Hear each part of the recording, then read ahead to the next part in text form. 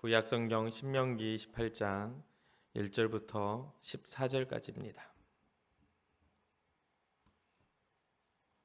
한 절 한 절 교독하고 마지막 절은 함께 읽겠습니다. 내가 내 하나님 여호와의 말씀을 삼가 듣고 내가 오늘 내게 명령하는 그의 모든 명령을 지켜 행하면 내 하나님 여호와께서 너를 세계 모든 민족 위에 뛰어나게 하실 것이라.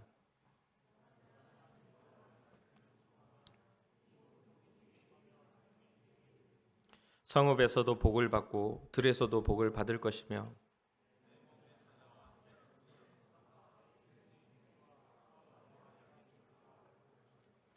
내 광주리와 떡반죽 그릇이 복을 받을 것이며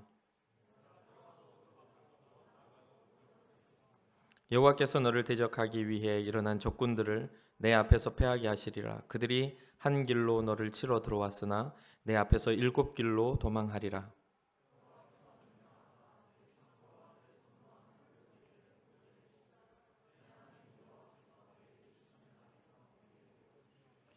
여호와께서 내게 맹세하신 대로 너를 세워 자기의 성민이 되게 하시리니 이는 내가 내 하나님 여호와의 명령을 지켜 그 길로 행할 것임이니라.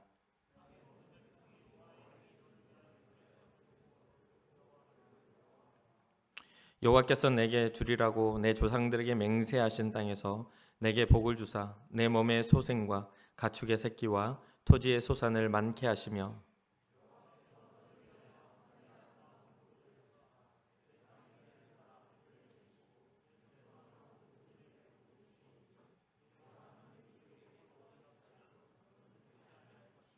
여호와께서 너를 머리가 되고 꼬리가 되지 않게 하시며 위에만 있고 아래에 있지 않게 하시리니 오직 너는 내가 오늘 내게 명령하는 내 하나님 여호와의 명령을 듣고 지켜 행하며 내가 오늘 너희에게 명령하는 그 말씀을 떠나 좌로나 우로나 치우치지 아니하고 다른 신을 따라 섬기지 아니하면 이와 같으리라. 아멘. 아멘. 우리 고백합시다. 주님, 제가 여기 있습니다. 옆 사람 한번 축복합시다. 주님, 제 옆 사람도 여기 있습니다. 축복해 주세요. 우리 공동체 고백입니다. 우리는 예수님의 사람입니다. 우리는 예수님 안에 있습니다. 우리의 삶에는 예수님의 흔적이 있습니다. 아멘, 아멘. 지난 한 주간 동안 예수님과 동행하는 삶을 사셨습니까? 하나님이 여러분과 함께 하셨습니까? 혹시 주님과 함께하는 삶에 대해서 아직도 뭔가 잘 모르겠다. 나는 항상 혼자인 것 같고 혼자 길을 걷는데 어떻게 주님과 함께 하는가라는 그런 질문이나 의문이 생기는 그런 청년들이 있다면 하나님의 말씀을 좀 더 이해하고 쉽게 생각할 수 있도록 또 그런 어떻게 해야 주님과 함께 살아가는 것이냐를 깨달아 하는 은혜가 있기를 바랍니다. 시편 119편 5절에 보면 119편 105절에 보면 주의 말씀은 내 발의 등이요 내 길의 빛이니이다 이렇게 표현을 해요. 우리가 가는 어떤 삶에 있어서 우리가 어두운 길을 갈 때에나 우리가 또 어느 방향성을 잘 모르는 그런 때에도 주님의 말씀이 내 발등 위에 내 발등에 빛이 되고 내가 가는 길에 빛이 된다. 내 발등에 등이 되고 빛이 된다. 우리의 길을 인도하시는 그 은혜가 주의 말씀을 통해 우리를 이끌어 가시는 것을 잊지 마시기 바랍니다. 그리고 주의 말씀과 함께하는 삶이야말로 주님과 동행하는 삶이다라는 것을 꼭 잊지 마시고 항상 주의 말씀을 묵상하며 또한 주의 말씀을 붙들고 믿음으로 살아가는 여러분과 제가 되기를 주님의 이름으로 축복합니다. 또 오늘 우리가 함께 말씀을 살펴보면서 주님의 말씀을 듣고 순종하는 삶을 살아가는 이들에게 주신 하나님의 그 축복을 깨달았으면 좋겠다 이런 생각이 듭니다. 사실 지난주 말씀을 전하고 한 주간 동안 굉장히 괴로웠어요. 제가 정말 불편한 그런 시간들을 보냈어요. 화요일이 되면 제가 했던 설교를 다시 한번 들으면서 설교에 대한 피드백을 하고 또 고민도 하고 기도도 하는 그런 시간을 갖는데 굉장히 좀 지난 시간의 설교를 제가 잘못한 건 아니지만 제 마음에 꺼림이 있어서 굉장히 더 하나님 앞에 더 묵상하고 또 하나님 앞에 기도하는 시간들이 되었습니다. 몇몇 청년들을 지난주에 우연찮게 만나서 나눴는데 자기들에게 꼭 필요한 말씀이었고 너무 좋았다 그런 이야기들을 해주더라고요. 근데 그것과 상관없이 목사인 제 마음의 양심에 그런 상황들이 좀 껄끄러움이 좀 있었어요. 그래서 제 자신을 다시 한번 돌아보는 그런 시간을 갖게 되었습니다. 어떤 것이 껄끄러웠는지는 말하지 않으려고요. 원래는 다 설교 본문에 다 정리를 했다가 아니 하지 말자. 괜히 되새길 필요가 없겠다. 제 마음에 여러분들은 괜찮았다고 하니까 제 마음에 껄끄러운 것들을 좀 묵상하고 하나님 앞에 제 태도와 삶의 모습들을 좀 점검하는 시간이었습니다. 지난주에 제가 여러분들한테 드렸던 말씀 중에 제이리 그레디 목사님이 쓴 하나님께서 사용하실 수 없는 7가지 형태의 기독교인에 대해서 말씀을 드렸었죠. 여러분 기억이 나시죠? 하나님이 쓰실 수 없는 7가지 형태의 그리스도인, 그리고 그 7가지 중 한 가지를 더 추가해서 제가 8번째를 추가를 했었습니다. 그래서 물질주의 크리스천에 대해서 이야기를 했었죠. 그리고 저희가 살펴본 그 본문이 부자에 관한, 예수님께서 한 부자에 관한 것을 이야기를 하시면서 부자는 자기 자신만을 위해서 부를 쌓고 자기의 인생의 계획과 자기의 비전을 위하여 그런 것들을 누리려고 계획을 세웠지만 하나님이 그 부자의 영혼을 부르심으로 인해 가진 소유가 아무것도 자신을 위해 쓰여지지도 못할 뿐 아니라 하나님 앞에서 가난한 자가 되고 하나님 앞에서 자기 자신에게는 부유한 자였지만 하나님 앞에서는 부유하지 못했던 그런 모습들에 대해서 이야기를 나눴었죠. 한 주간 살아가면서 여러분 자기 자신을 만을 위한 게 아닌 하나님 앞에서 좀 부유한 꿈을 좀 꿔보셨습니까? 하나님 앞에 부유한 자가 돼서 하나님이 주목하여 보셔서 이 마지막 때에 우리를 사용하시는, 또 우리는 하나님께 넉넉한 사람이 되어서 이 시대에 하나님이 찾으시고 기뻐하시는 그런 삶을 살아드리는 그런 신앙자가 되기를 주님의 이름으로 축복합니다. 그리고 바라봅니다. 오늘 말씀은 지난주에 제가 그런 마음의 거룩한 부담감, 제 안의 그 태도, 그런 것들, 여러분들을 대하는 어떤 제가 가지고 있는 그런 것들을 잘 점검하면서 성경에서 가장 복을 노골적으로 표현하는, 복 받아라, 가장 복을 노골적으로 표현하고 구체적으로 표현한 그런 말씀을 생각하다가 저도 어렸을 때 이 말씀을 들으면서 많은 어떤 하나님이 주시는 은혜에 대한 꿈을 꿨는데 여러분들도 이 말씀을 통해서 좀 그런 것들을 그런 비전을 가졌으면 좋겠다는 생각으로 이 말씀을 준비해 보았습니다. 오늘 신명기 28장은 모세가 이제 가나안 땅을 눈앞에 두고 모세 사역이 거의 끝나가는 말미에 이 28장을 쓰게 되는데 27장부터 30장까지가 약 한 세 부분에 걸친 모세의 설교가, 마지막 고별 설교가 이렇게 이스라엘 백성들에게 하는 이야기들이 나오는 중에 28장 1절부터 14절까지는 모세가 이스라엘 백성들이 받을 복들이 어떻게 하나님이 축복하실 거냐에 대해서 구체적으로 이야기하는 내용입니다.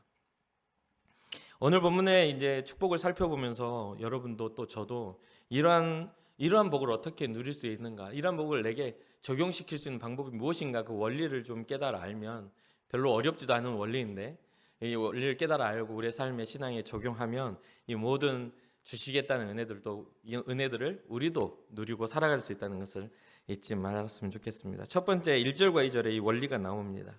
1절을 보면 내가 내 하나님 여호와의 말씀을 삼가 듣고 내가 오늘 내게 명령하는 그 모든 명령을 지켜 행하면 내 하나님 여호와께서 너를 세계 모든 민족 위에 뛰어나게 하실 것이라. 2절에 내가 내 하나님 여호와의 말씀을 청종하면 이 모든 복이 내게 임하며 내게 이르리니. 1절을 좀 반복하여서 강조하는 내용이 2절에 나오죠. 축복의 원리가 여기서는 무슨 뭐라고 이야기합니까? 하나님 여호와의 말씀을 삼가 듣는 것. 2절에 보면 청종, 귀 기울여 듣는 것. 이게 축복의 첫 번째 원리죠. 그리고 그 다음에 뭐가 나와요? 지켜 행하라. 듣기만 하지 말고 순종하면. 그러니까 마음의 감동을, 하나님의 말씀을 듣고 마음의 감동이 일어날 때에 감동에 일어나는 것처럼 순종하여 지켜 행하면 이 모든 복이 어떻게 된다? 내게 임하여 내게 이르리니. 이렇게. 이게 바로 축복의 원리예요. 굉장히 어렵지 않죠.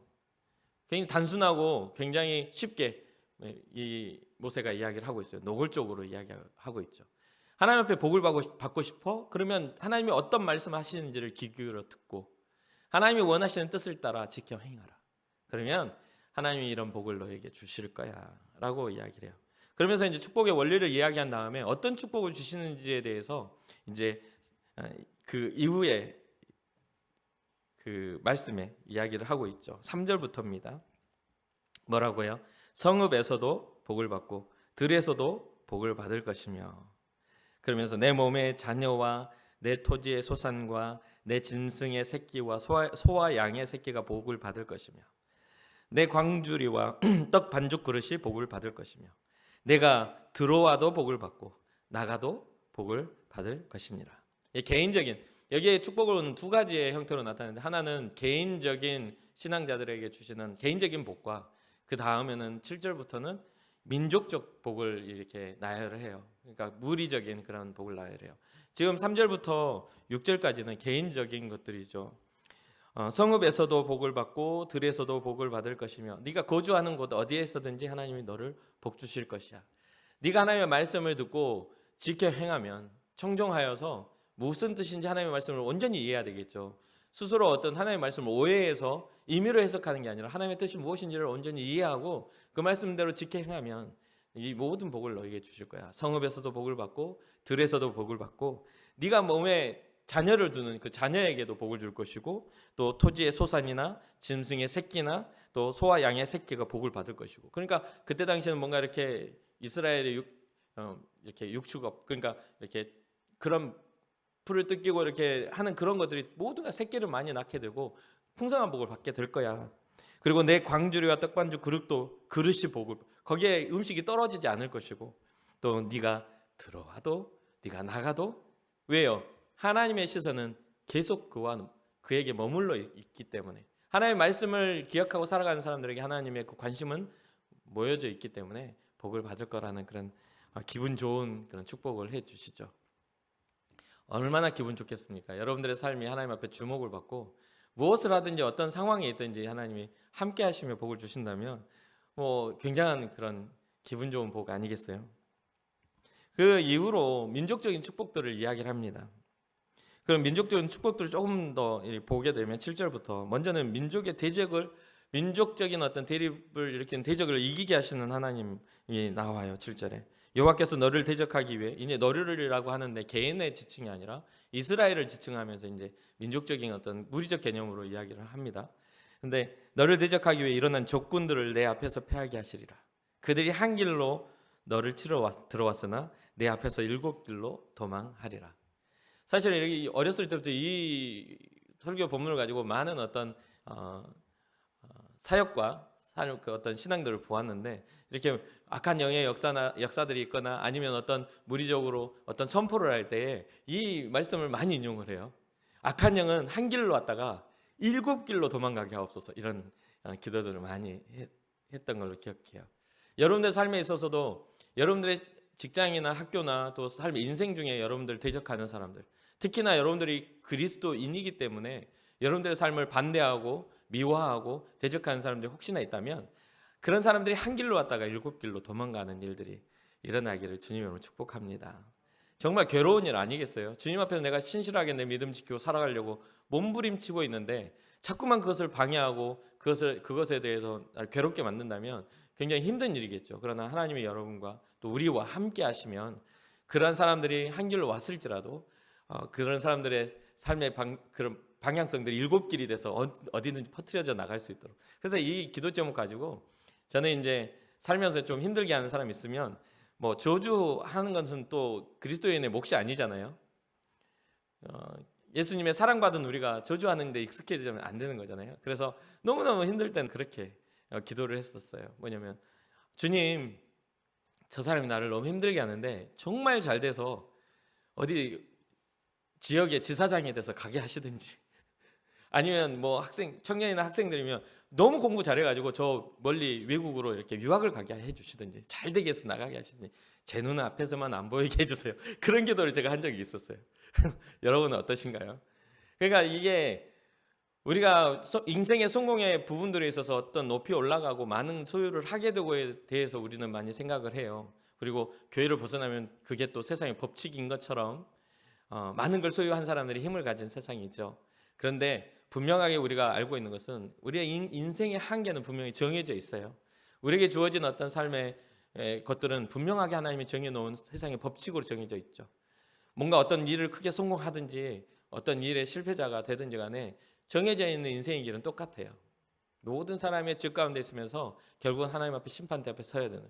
그러면 우리는요, 성공과 실패의 개념을 세상에 맞출 게 아니라 하나님 앞에서, 주의 말씀 앞에서 그 성공과 실패의 개념을 깨닫고 알아야만 우리가 인생의 끝에 다다랐을 때 하나님이 우리를 영화롭게 하실 수 있는 그런 은혜 있는 신앙자가 될 수 있음을 기억하시길 주님의 이름으로 축복합니다. 그렇다고 해서 삶에 있어서 실패하라는 이야기가 아니에요.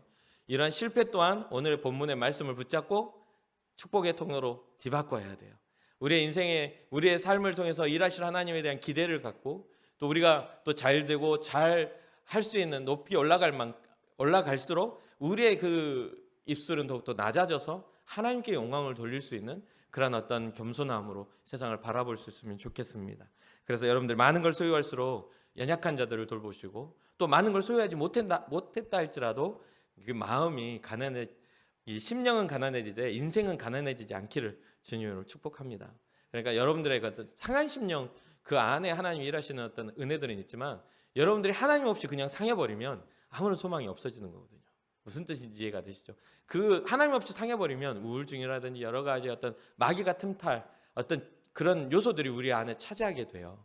우리가 행복하지 않은 곳에 불행이 있는 것처럼요. 그렇기 때문에 여러분들의 인생이 하나님 앞에 발견돼서 소유의 많고 적음의 여러분들의 삶의 초점이 아닌 하나님이 나와 함께 계시느냐, 하나님 나의 보호자, 구원자가 되시느냐에 대한 그런 꿈을 꾸시기를 주님의 이름으로 축복합니다. 한 길로 왔다가 7길로 도망가는 이런 일들 얼마나 든든한 축복입니까? 정말 하나님이 우리와 함께 계시는 것들을 증명하고 볼 수 있는 일들이죠. 그리고 8절에 보면 이 민족적인 이스라엘에게 땅의 축복을 하나님이 허락하세요. 가나안 땅이라는 그 땅, 약속된 땅으로 들어갔을 때 하나님이 함께 하셨을 때 주시는 그 복이죠. 여호와께서 명령하사, 8절입니다. 내 창고와 내 손으로 하는 모든 일에 복을 내리시고 내 하나님 여호와께서 내게 주시는 땅에서 내게 복을 주실 것이며 라고, 주님이 허락하신 그 땅 안에서 주님 앞에서 주의 말씀을 청종하고 주의 말씀을 지켜 행하는 사람들에게 그런 땅의 축복을 허락하신다는 건 약속을 하십니다. 그리고 9절에 보면 그러한 축복을 내리시는 그 이유들이 어떤 이유이냐, 하나님의 백성으로서의 자격을 얻어서 그 모든 것들을 가질 수 있다는 거죠. 여호와께서 내게 맹세하신 대로 너를 세워 자기의 성민이 되게 하시리니 이는 내가 내 하나님 여호와의 명령을 지켜 그 길로 행할 것임이라. 자기의 성민이 되게, 자기의 백성, 자기의 거룩한 백성으로서 구별된 그런 민족으로 삼아주신다. 그렇기 때문에 하나님께서 함께 하시기 때문에 모든 우주 만물의 주관자이신 하나님이 함께 하심으로 인해 받을 복들이 땅에서도 너에게 솟아니 그 증거를 할 거야 라는 것이죠.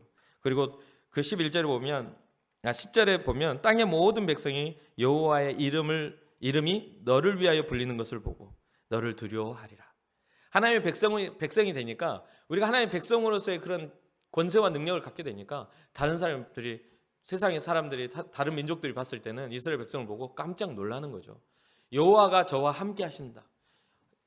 여호와 하나님이 저 민족과 함께 하신다. 그래서 이스라엘 백성이 가나안 땅에 들어갈 때 그 모든 과정 속에서 그 다른 민족에 비해서는 작은 그 민족이 다른 그 주변의 나라들을 벌벌 떨게 만들잖아요. 성경을 읽다 보면 하나님께서 함께 하신다는 소문이 그 주변의 모든 인근의 모든 것들을 떨게 만들어요.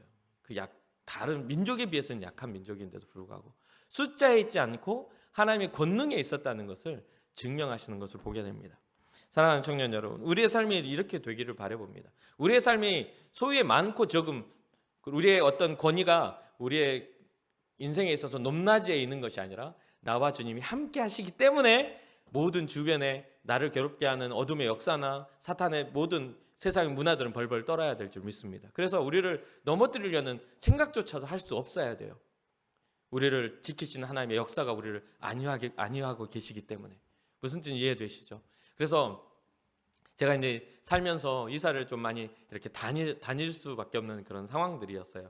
부역자로 또 목회자로 살다 보니까 교회로 옮겨 다니니까요. 그러다 보면 어떤 때는 그 집이 그 전에 살던 사람들이 막 불자에 뭐 부적 같은 거 붙여놓고 막 이렇게 하고 막 그러면은 어떤 사람은 그래요. 이런 데 오면은 눌린다고 막 가위 눌리고 막 그런다고 막 그런 이야기를 하더라고요, 실제로. 그래서 제가 웃으면서 여기 있는 악한 영이 나한테 눌려야지. 내가 목사인데 왔으면 지네들은 발발 떨어야지. 한 번도 눌린 적이 없어요. 우리 거룩한 사람들이 가면 오염된 땅도 정화돼야 될 줄 믿습니다. 거룩한 땅밟기를 일으키면 악한 영혼이 벌벌 떨며 물러가야 될 줄 믿습니다. 근데 세상에서 그런 이야기들을 많이 하고 여러분들 살아갈 때 또 뭐 어떤 신혼집을 마련한다든지 어떤 이사를 가야 되는데 그럴 때 전에 살던 사람들이 막 문벽에 막 부적 붙여놓고 막 안 떼고 가는 사람들도 있거든요.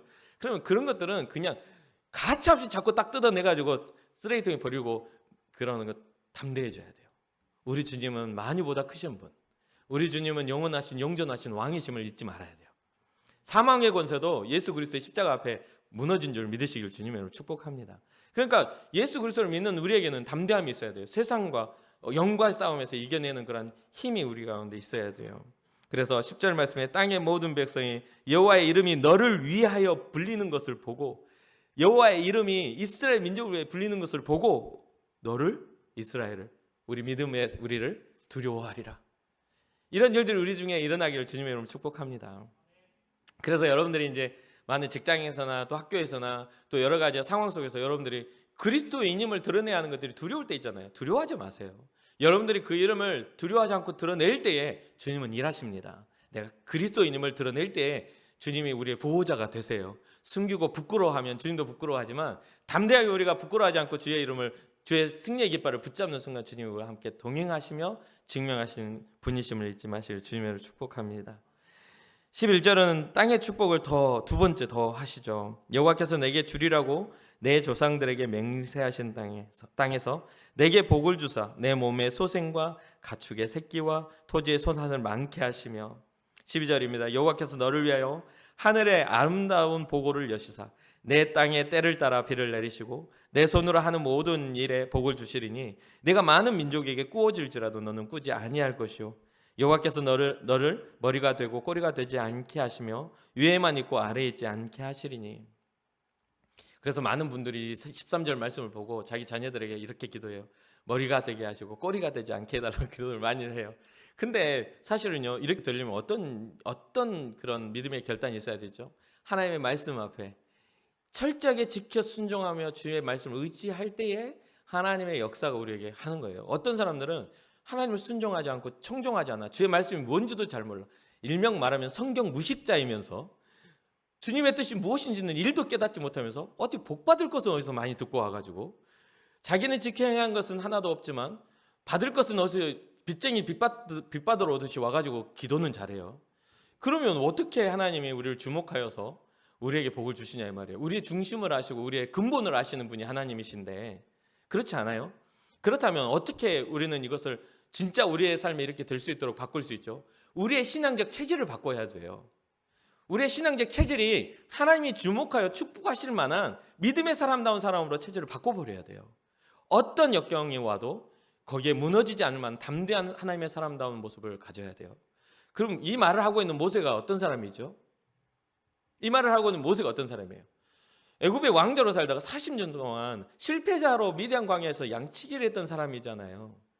그런데 그런 양치기를 했던 사람을 하나님이 불러 오셔서 이스라엘의 인도자로서 영도자로서 그를 세우실 때 여러 번 몇 번이나 나는 못 가겠다고 나는 말이 어둔하고 나는 나중에 하나님 좀 가라고 화를 노하시면서 화를 내실 정도로 이 모세는 자신감이 없었던 사람이에요.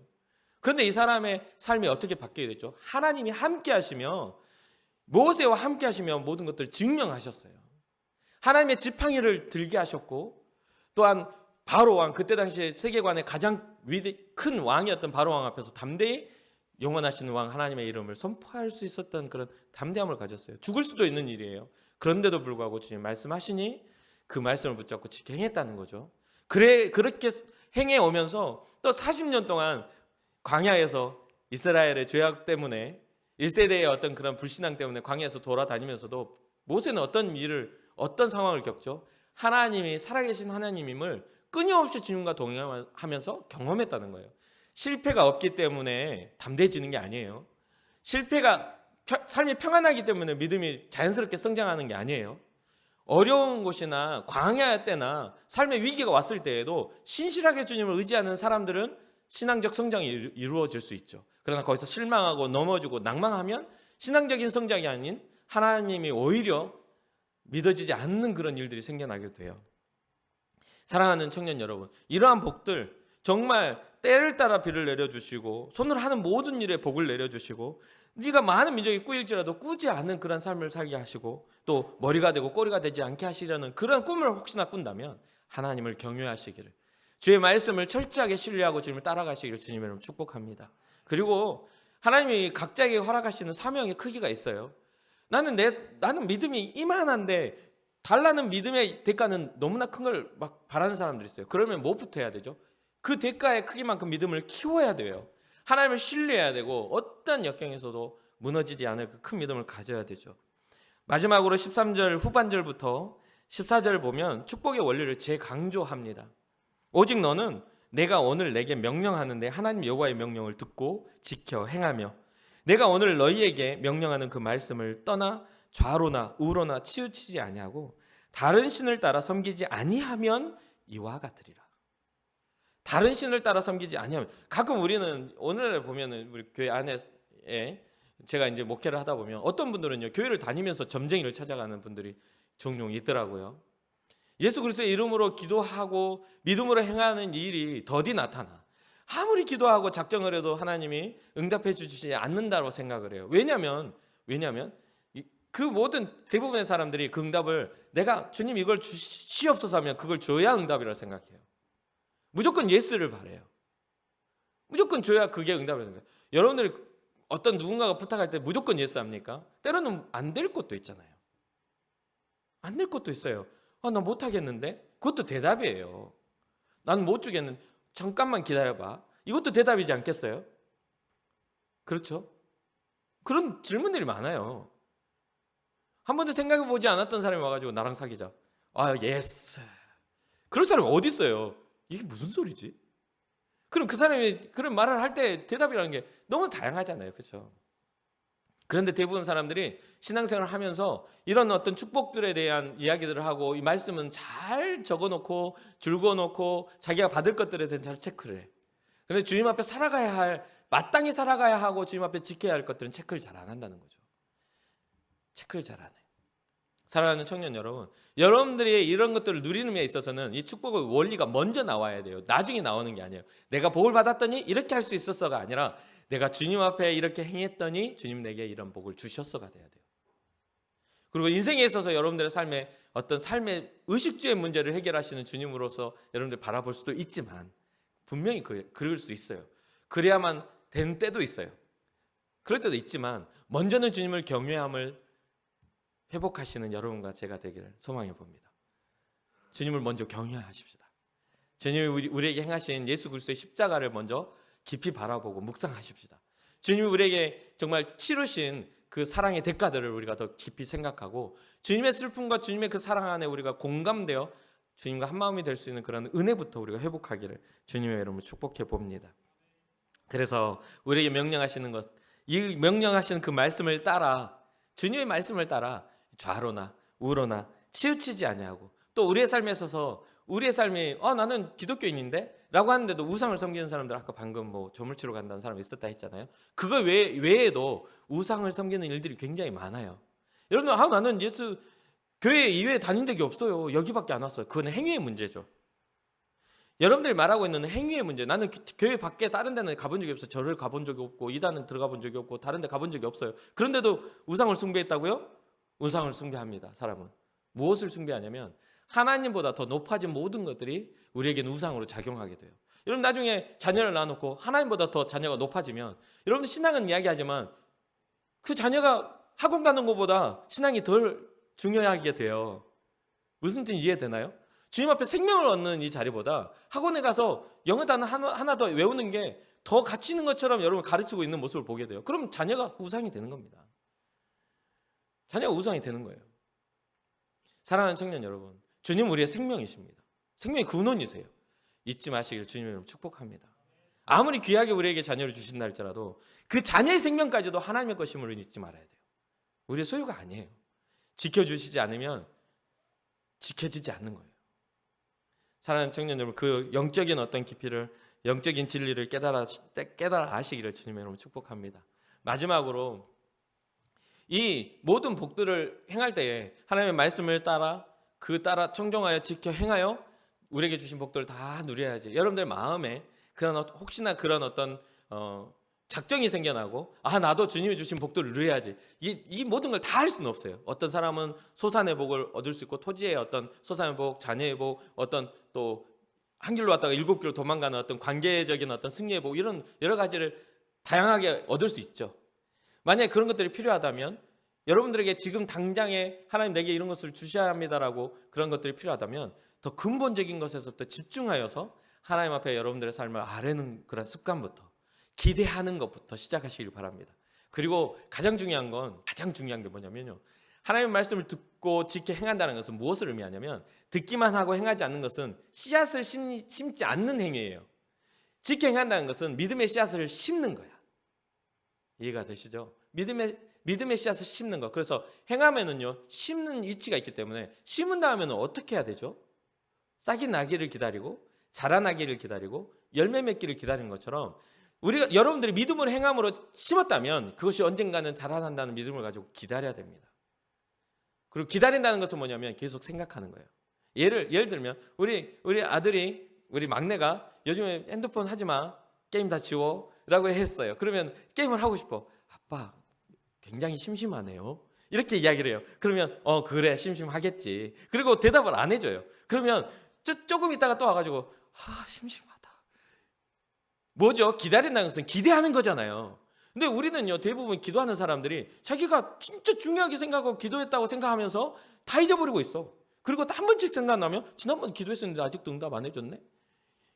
그 정도 기대밖에 아니면서 성취하지 않는 하나님에 대해서 뭔가 우리의 삶의 보조자처럼, 주관자, 주권자가 아니라 우리의 삶을 이렇게 도와주는 헬퍼 정도의 수준으로, 그 정도로만 주님을 인정하니까 믿음의 능력이 나타날 수가 없는 거죠. 주님을 여러분들의 주인으로 모시기를 주님의 이름으로 축복합니다. 그랬을 때 주님이 여러분의 삶을 이끌어 가시고 여러분 삶을 디자인해 주실 수 있는 거거든요.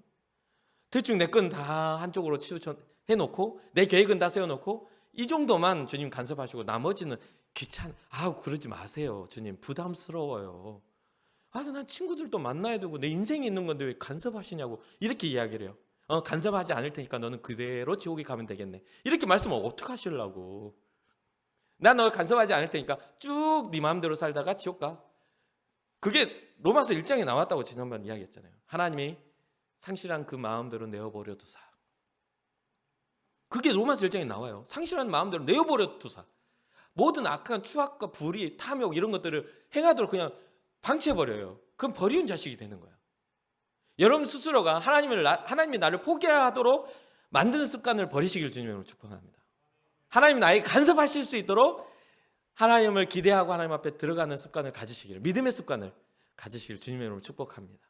그런 일들이 일어나 오늘 말씀하신 이 모든 복들을 다 누리며 주님 앞에 섰을 때 부끄럽지 않는 우리의 모습 되기를 바랍니다.